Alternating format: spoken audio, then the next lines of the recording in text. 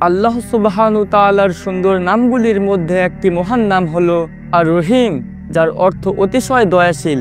আল্লাহ শুধুমাত্র দয়াশীল নন, তিনি বারবার সবসময় প্রতিটি অবস্থায় সীমাহীনভাবে দয়া করেন। তার দয়া শুধু মুসলমানদের জন্য নয়, পুরো সৃষ্টির উপর ছড়িয়ে আছে। তিনি আমাদের ভুল ত্রুটি দেখেও সাথে সাথেই শাস্তি দেন না, বরং সুযোগ দেন সংশোধনের জন্য। আমরা তার নিষেধ অমান্য করি, ভুল পথে যাই, তবুও তিনি আমাদের রিজিক বন্ধ করে দেন না।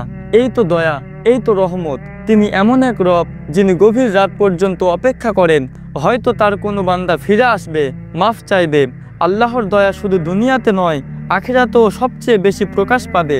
যেদিন প্রতিটি মানুষ নিজের জন্য কাঁদবে, সেদিন আল্লাহ তার দয়ায় অনেককে মাফ করে দেবেন। আল্লাহর দয়া আমাদের মা বাবার চেয়েও বড়।